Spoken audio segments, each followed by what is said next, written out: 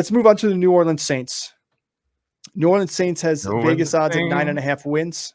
No one the same. New Orleans Saints, to me, last year lost the division. They had everything they needed to win that division. They had more talent than most of the people. Tampa Bay was on a downturn, and somehow Tom Brady turned the ship around, pun intended, and brought Tampa Bay to win the division. But 9.5 wins for Vegas. Derrick Carr's arrival shows promise, and Vegas thinks so too. They were 19th in rushing yards and 17th in attempts rushing last year, 16th in passing yards. But here's the crazy part. They were only 26th in attempts. So their passing efficiency through the air was massive chunk yard plays, like huge, big bombs to people like Olave. You had some other big screen passes here and there. So to me, Juwan Johnson, Rashid Shaheed, Juwan Johnson has a big ADOT and yards per reception. Like they actually were really good, which makes them promising. Now, don't forget, if you listen to our teams that were avoiding or offenses were avoiding, this was one of them.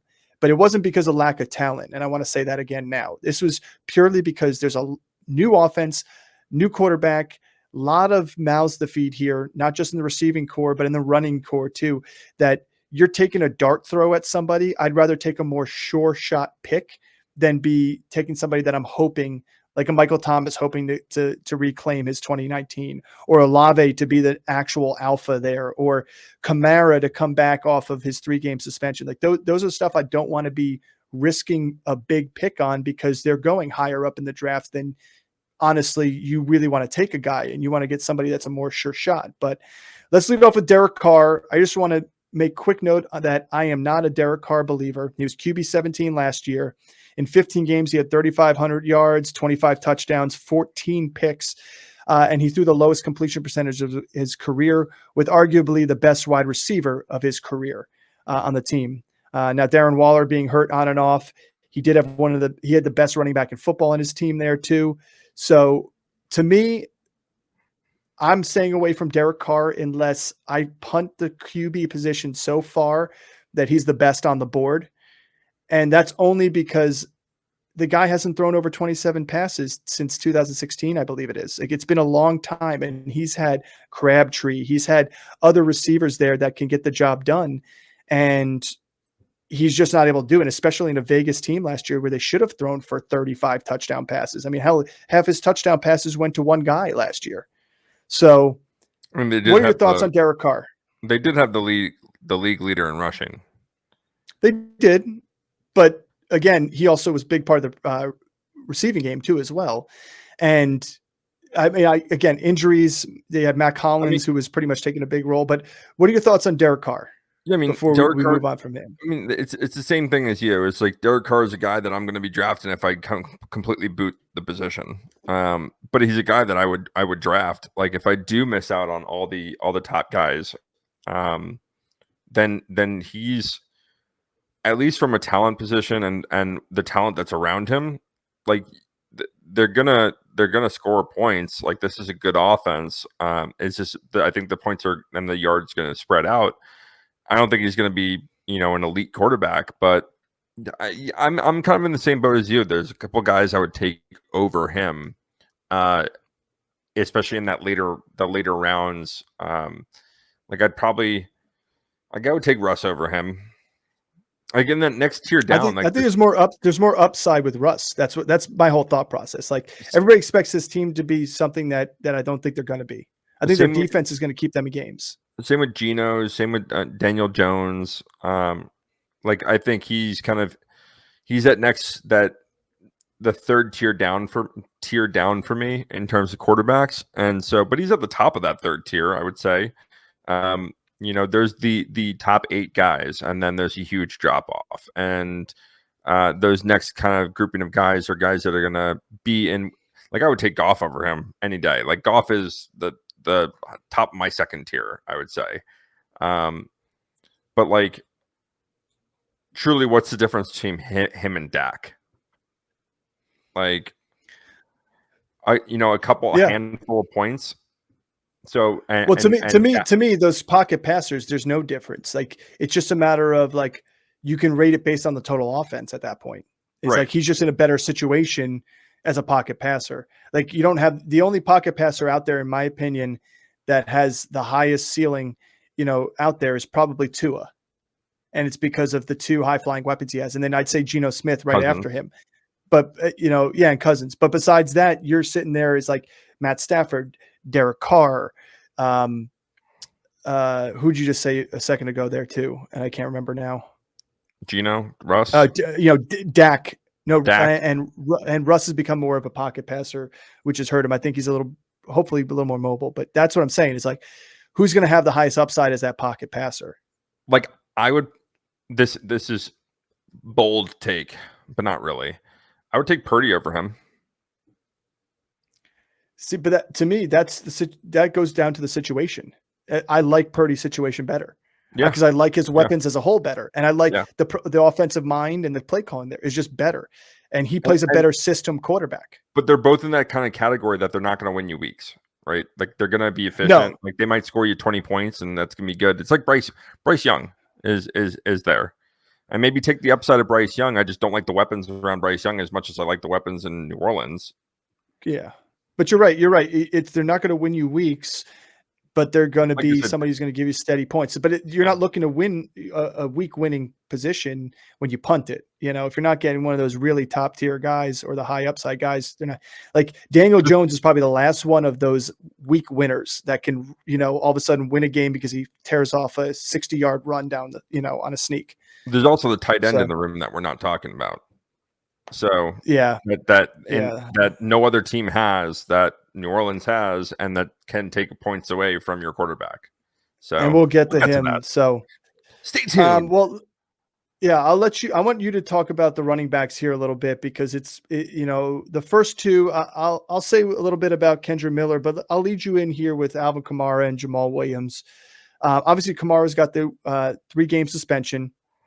He's going RB 30, the lowest ever in his career. I expect that to go up a little bit because only a 3-game suspension. He was RB 19 last year, had 223 carries, one of the most he's ever had in a season for 897 yards. So his efficiency was down, only 2 touchdowns. So he had 57 catches for 490 and another 2 touchdowns, 4 total. To me, he didn't look like Alvin Kamara of old. And then Jamaal Williams coming off his 17 touchdown season. Not big in the passing game. He had 1,139 total yards. But again, only 73 of those were through the air. Are you looking to get either one of these guys? And how far does Alvin Kamara have to fall in round wise for you to be comfortable grabbing him? Obviously, now as your RB1. Yeah, I mean, I think his ADP is falling for him. Here's my one argument against him is that, and you kind of alluded to it, is that he's been inefficient and just wildly inconsistent. He'll have these blow up weeks and then just disappear, and then blow up weeks and then disappear. I mean, 2 years ago, he scores 6 touchdowns in a game, and then he used them all up. He had 16 that season. Yeah. And so it's, he's kind of a guy that I think 3rd round is probably the highest I would take him. I would like, and Jamaal Williams is going 3, half a round after him. He's 6 spots. He's going 6 running back spots and 6 running back spots. 6 running back spots. But right now, ADP wise, 6 running back spots is roughly. Oh yeah, sorry, probably a round and a half. It's about 2.5 rounds right now. 2.5 rounds. Okay. Yeah, it's 57 overall for Kamara right now, 95 for Jamaal Williams. So almost 3 rounds. And again, this is kind of the downside. And this is kind of a team. Again, this goes back into why this is an avoid team for us, is because we have Taysom Hill, who's going to take points away from both the running backs as a runner, and he's going to take points away from the quarterbacks as a passer. And he is a cheat code at tight end, that you can go and draft. And it's a guy that we don't talk about enough because, he can score you 30-point weeks, but then he'll disappear for a couple weeks, and then they'll use him, and they'll use him again in another game. But this is kind of an avoid situation for me unless one of these guys slips to me. Like if Kamara slips to me at the end of the 4th round, like why not? Like that's great value. for a Yeah. guy that last year was being drafted in the first round, for a guy that has that kind of talent, the touchdown talent. And for 3 games, okay, like as an RB2 and RB3, sure. And that's why I would say if he drops to the 4th round, at that point, I'm already probably going to have a second running back.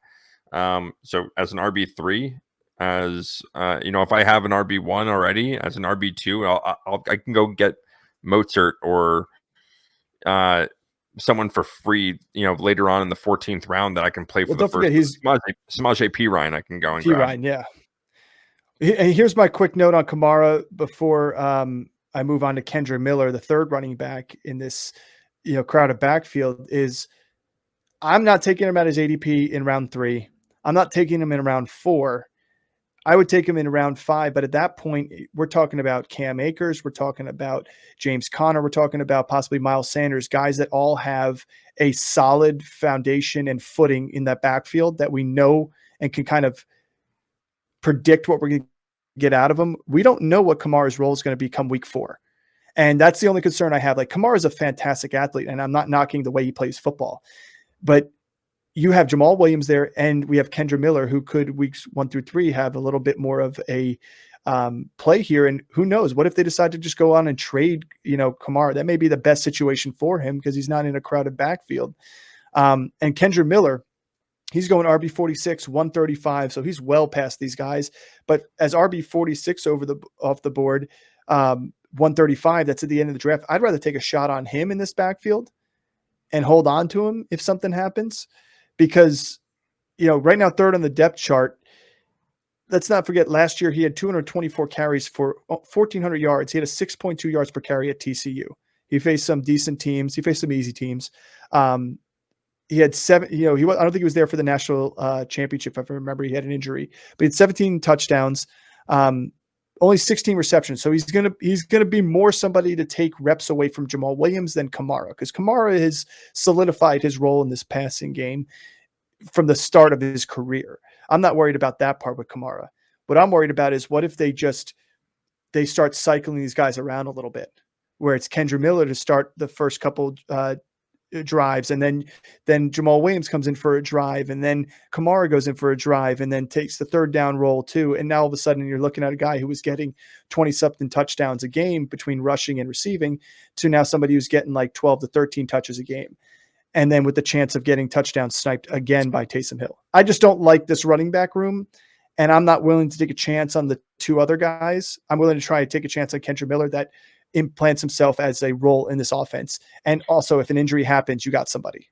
Can I say this before we move on from the running backs? Okay.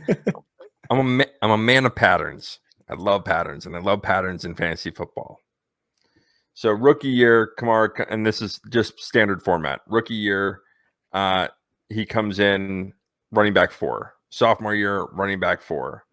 So top 5 finishes both there. Then then his 3rd year, he's running back 17. 4th year, RB2. 5th year, RB9. 2 top 10 finishes. Then last year, RB19. So what were the game splits there? What were the total games played in those ones? So did he play on that 17? Did he play all 16 games? He played 14 games there. He played 16, 15, 14, 15, 13, 15. So in his 19 finish, he played more games than his 9 finish. He played the same games as his 2 finish. Okay, but let's just talk about what the correlation was there. To me, the correlation is total touchdowns. He had 1 receiving that year, 2 last year. He had 2 rushing last year and only 5 that year there. So you saw under 10 total touchdowns both seasons. In fact, under 5 last year. I think that's the problem. I don't see that's that. A good predictor. That's a good predictor. In fact, and his receiving touchdowns on all the years that he's finished in the top 10, he's had 4 more touchdowns receiving. In the years that he didn't, and he finished outside the top 10, he had less than 2 receiving touchdowns.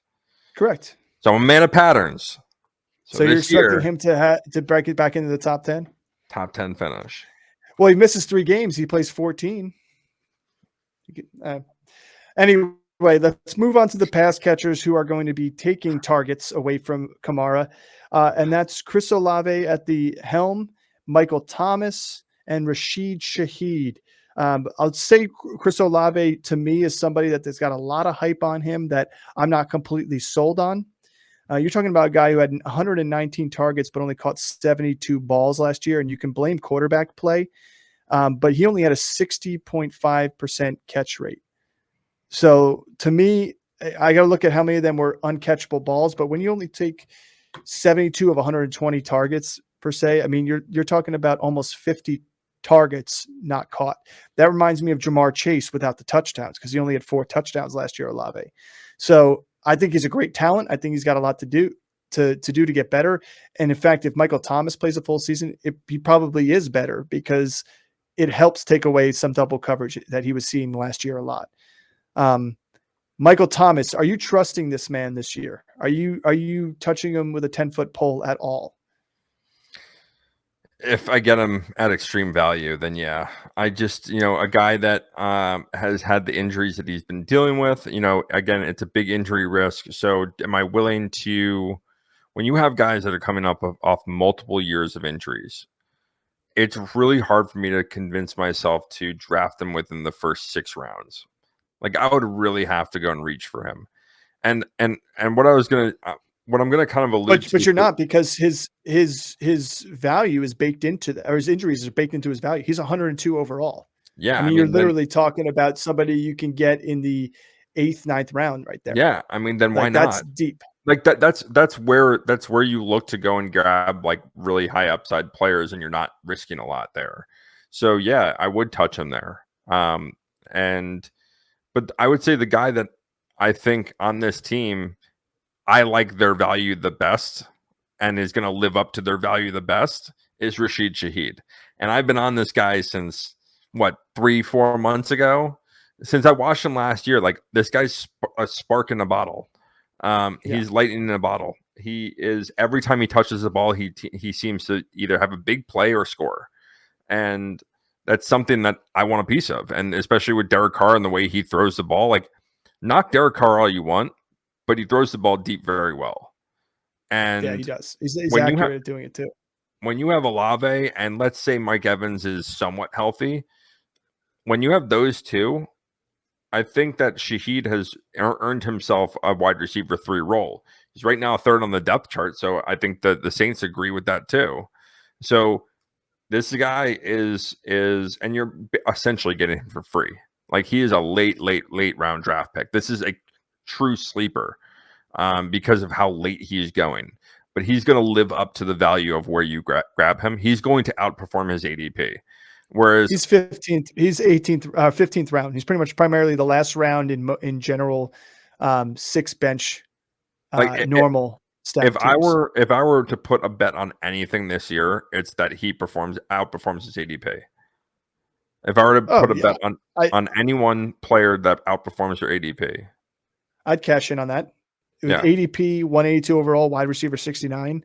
Like, you're telling me he already finished at 56 last year, which was higher than that. I mean, let me throw these stats. I think he's going to be more involved because of what they saw from him last year, and he's going to be targeted more. And even though defenses might be more ready for it, like, you still have to respect. Like, let's say Thomas is playing, right? You still have to respect Thomas, and you still have to respect Olave. And then what they can do with the guys in the backfield. Again, this is a team that has a lot of talent on it. Like, don't get us wrong. Like, this is a team, like, even though we're saying, like, I don't really like a lot of the value of these players, they're talented. Like, they're hella talented. They got 3 legitimate running back options. They got a tight end that can 3 receiver options. They got 3 receiving 2 tight options. ends. They got 2 tight ends and a tight end that can play quarterback and running back. Like, they got plenty of weapons on this team. And it's a matter of how those weapons, what the production is going and how it's going to be spread out. And so Shaheed is a guy that I absolutely love. Like, 15th round, no problem. Go ahead and smash that button and draft him in the 14th round. He'll outperform it.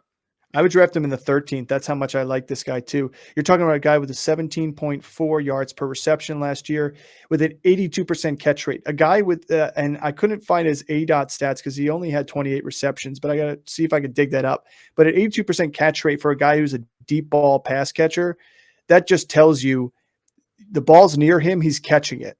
And if you're Derrick Carr and you're slinging the ball downfield, you got to love a guy with those type of hands. So I'm jumping up on him in round 13 if I can. And to be honest with you, if you don't like anybody else in round 12, that's around him and you want to take a shot on a guy, you don't want to miss him. This is the perfect example. It's a guy who can all of a sudden end the season with more touchdowns than Michael Thomas. And he had half the touchdowns of Olave on literally a quarter of the receptions. So, and don't get me wrong, he's not going to be a wide receiver 2. He's not going to be a wide receiver 1, but a flex play, like have this guy on your bench because he can throw up 20 points in a week. Like he's that explosive. And if there's an injury, he needs one catch. One catch. Yeah. How many games last year did he have 1 or 2 catches, but they went for 53 yards and a touchdown? Yeah. Like, I agree with you. I love him. I think he's great. He's one of those guys, like I said, we'll take him late. I'll take him a little bit earlier because I like the talent there. And to back up what you said, I'm just looking it up here. 1 catch, 53 yards and a touchdown. 3 catches, 95 yards and a touchdown. 4 for 75, 2 for 53. His biggest volume was 6 for 6 against Philly for 79 yards on 13 yards a catch. So like he did it against one of the best teams too, 2 weeks before the end of the season. So in a game that Philly had to win to lock up that final spot. So let's final out here. These are 2 tight ends that I will talk about because they finished at tight end 20 they finished at tight end 8 and tight end 3. And they're going tight end 20 and tight end 22. Juwan Johnson going tight end 20, ADP 163 overall, was tight end 8 last year. He had 508 yards, 7 touchdowns, and a 12 yards per reception average. Taysom Hill, the snipe god, decided to come in and rush 96 times for the Saints last year. I didn't realize how close he was to 100 rushes for 575 and 7 touchdowns. So not only was he rushing 96 times, he rushed for a great yards per average, over 5 yards per carry. And then he also had 9 receptions.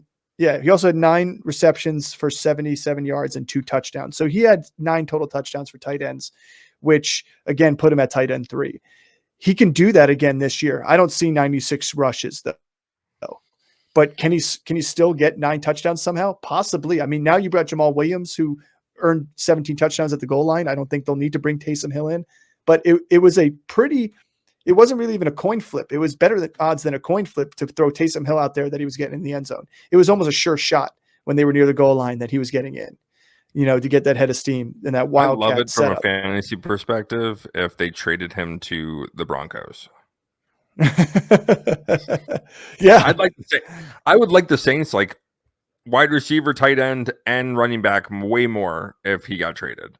But as it stands, as a tight end, like this is a cheat code. Like he's not going to go up in the top, 4 or 5 rounds at all. Like not even close. But he's a guy that can post he essentially can post on your tight end 2 numbers. Just because of like how they use him and the volume, and the problem is that he scores a lot of his points in a couple weeks. And so he can absolutely win you a week because he just goes off and goes ham. But like how it's really hard to predict the games that they're going to scheme him to be part of the offense. And so that's my kind of reason to avoid him. He's a great player and a great tight end to draft if you're stacked up top. If you're stacked at receiver and those are the guys stacked at running back, stacked at receiver, and you get a decent quarterback that can throw up consistent numbers, he's a great candidate for those kind of teams because you're not going to rely on a tight end to be consistent. Like you don't need a guy that's going to throw up 8 points a week. Like you can deal with him the week he throws up 1 point or 2 points or no points, and you can deal with that, and your team's going to be able to survive because he could put up 36. Exactly. Exactly. But he only did that once last year. Otherwise, he stuck around the teens. He did have multiple top 5 finishes for tight ends across the board, but tight end was a tough group last year to really like predict. And he, again, is one. I don't see his rushing being at 96 yards with Jamaal Williams, Kendre Miller, and Alvin Kamara. I don't see them needing to use him. I see them bringing him back into the fold as a pass catcher and some like trickery plays. So he's not going to get that 4, 5, 6, 7 yard, carries. I mean, a game. He's probably going to be maybe 1 or 2 carries a game to break things up here and there. And I think that lowers his value immensely. I think Juwan Johnson's the guy you're going to want to get there. That actually supplanted himself as the main tight end there and finished as tight end 8 as a traditional tight end. And he was a downfield threat. Like he literally had some great downfield work as well as good red zone targets. And he's a big athletic body. I like him as one of those, again, in that pack of misfits down there and who you're going to choose from. I'd like to go for him. But again, I'm not targeting him as a guy I definitely want, because there's other tight ends out there that if you have those 3 receivers we just talked about all healthy and the running back healthy, target volume is going to be lower at that tight end position than it will somebody else where the tight end like is going to be the main guy or the number 2 receiver on the team or the 3 receiver on the team versus the 4th or 5th option. This is a very similar. This is kind of like the Steelers, where it's a very similar scenario where there's a lot of talent at the skill positions. It's just from a fantasy perspective, it's really hard to fall in love with any of them because of how the ball is going to get spread out, because there is so many targets. There is so many, unlike the Steelers, they have 3 legitimate rushing options, right? And they have 4 or 5 legitimate receiving options. And we really don't know what it's going to, like Derrick Carr does hyper target people. And so we don't know who that guy is going to be. If Michael Thomas is healthy, it could be Michael Thomas again. But yeah, this is why we have him as an avoid, because of, again, there's a lot of question marks. A lot of question marks. Yeah,